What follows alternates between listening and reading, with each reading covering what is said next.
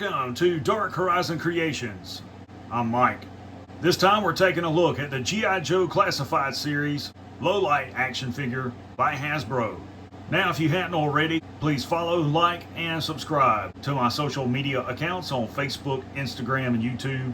Don't forget to hit that bell icon so you get a notification of when I post new content. Alright, so today we're taking a look at the G.I. Joe Classified Series Low-Light action figure. This is number 86 in the series. This is one of the figures that I received this year as a Christmas present. Now, if you're watching this product review and you don't know anything about the character of Low-Light, he was originally created back in the 80s as part of the G.I. Joe, A Real American Hero cartoon and comic series. His file name is Cooper McBride. He was born in Crosby, North Dakota. He is an E6 or Staff Sergeant in the U.S. Army. His primary MOS is 11 Bravo. He attended one station unit training at Fort Benning, Georgia. He also went on to complete the U.S. Army Airborne School, as well as the U.S. Army Sniper School. So, taking a look at the packaging, you've got your G.I. Joe Classified Series banner down at the bottom, G.I. Joe emblem below that. Upper left center, you've got the figure in an action sequence. The lower right center, you've got artwork of Low-Light. The upper right, you can see the accessories and weapons which are included with the figure. On the right side panel, you've got the same artwork of Low-Light. That looks really nice. And then on this side panel, you've got the QR code as well as the skill symbols below that. On the back of the packaging, you've got your obligatory product shots of the action figure and all the accessories that are included. Alright, so here we have Low-Light outside of the packaging. And as you can see, this is a really nice looking action figure. In appearance, he looks nearly identical to the 3 3/4 inch scale figure from the 1980s, with the same gray combat pants, gray jacket, dark gray boots, dark gray hard knuckle gloves, watch cap. On his right thigh, he has a sheath for the fixed blade combat knife. On his left thigh, he's got a holster for the Kestrel wind meter. So let's bring him in close so you guys can see the attention to detail on the head sculpt. And I really like the use of flesh tones here. They've provided a lot of contrast and shading. The head sculpt and his neck there, his cheeks, his jawline, around his eyes, his nose, all the creases or wrinkles. Just a really nice looking figure all the way around. It's got 2 M67 frag grenades attached up there on his harness. As far as articulation, the head and neck are on separate ball joints to provide a full range of motion. Forward and lateral movement at the shoulder, bicep rotation. It does have a butterfly joint, upper arm rotation, double jointed elbows, and these are really tight joints. Wrist rotation and wrist pivot. The upper torso is on a hinge. The lower torso is on a ball joint to provide a full range of motion. Forward and lateral movement of thigh, drop down thigh joints. Thigh rotation, double jointed knees. Lower leg rotation, the foot will pivot and roll. All right, let's talk about accessories. First and foremost, Low-Light does include a large rucksack. You can see it's got a lot of MOLLE straps on it, some quick release buckles, 2 accessory pouches on the side, and 1 on top. Large peg to go on the port on the action figure's back. And it doesn't go all the way in, sort of sets off of his back like that. Next up, you have his iconic red shooting goggles. And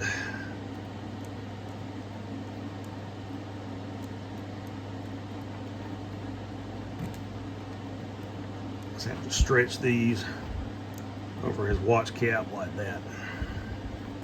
Also included is the Kestrel wind meter. There are no paint applications, but a lot of molded detail there. And that will fit in this platform on his thigh right there. Low-Light also includes a fixed blade combat knife. You can see it's got a gunmetal silver blade there, a notch in it.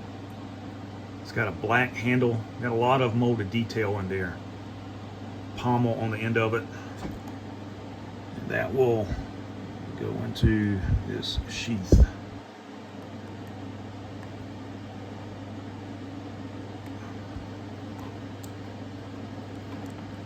He does include this really strange submachine gun.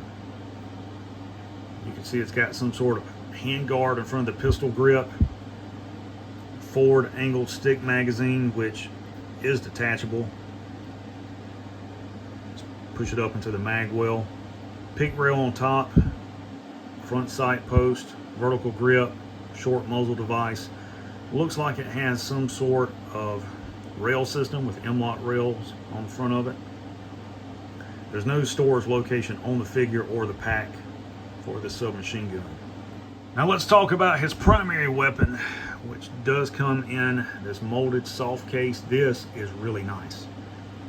This is molded after an actual weapon case. You can see you've got a lot of MOLLE straps on there, accessory pockets, hinged on the bottom. It's got a peg on the back so that you can remove the backpack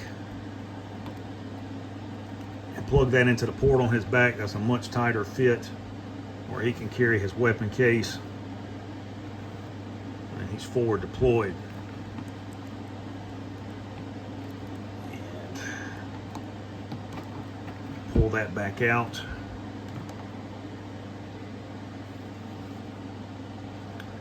Let's see how this opens up.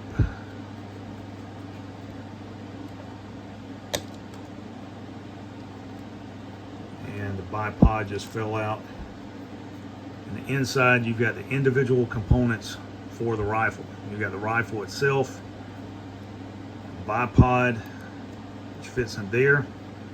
You got the scope with the RMR on top of it and a suppressor.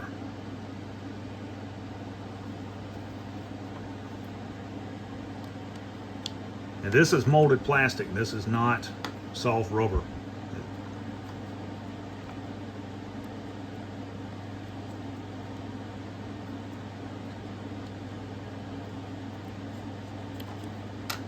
I'm going to push low light to the back so I can get these out without dropping them on the floor.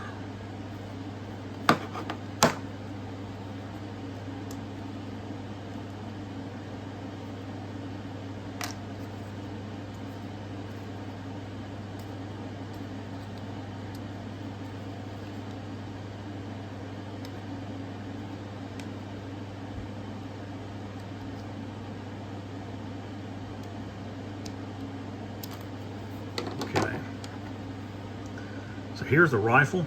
It's a bolt action, long gun, skeletonized chassis, pick rail on top, minimum warping. That is really cool. Here's your scope. And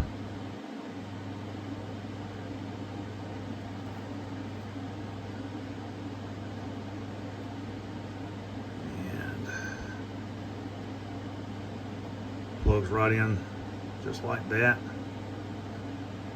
And you can see the miniature RMR on top there. If you want to attach the suppressor,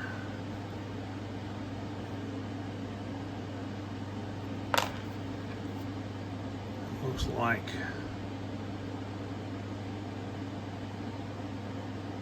this is going to be very difficult to push in without bending for some reason.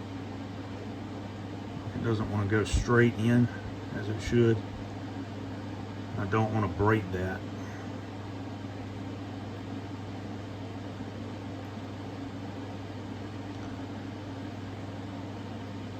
This peg is really soft plastic and is not wanting to go in, and I don't want to break that off. So I'm going to leave that off for now. The bipod attached to the clip up here.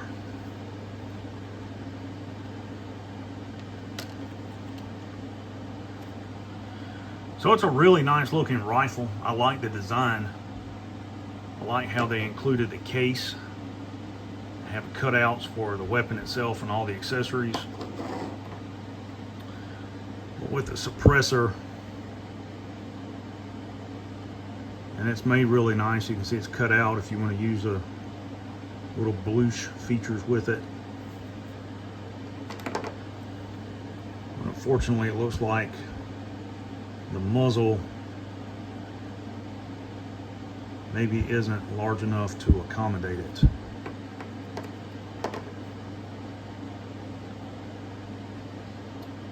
I don't want to force this. Okay, there we go. It popped in that time. So there you have the rifle with the suppressor. And there's a little bit of warping, but overall it is nice. Overall, this is an awesome action figure. If you are a collector, this is a must-have. There you have the G.I. Joe Classified Series low light action figure by Hasbro.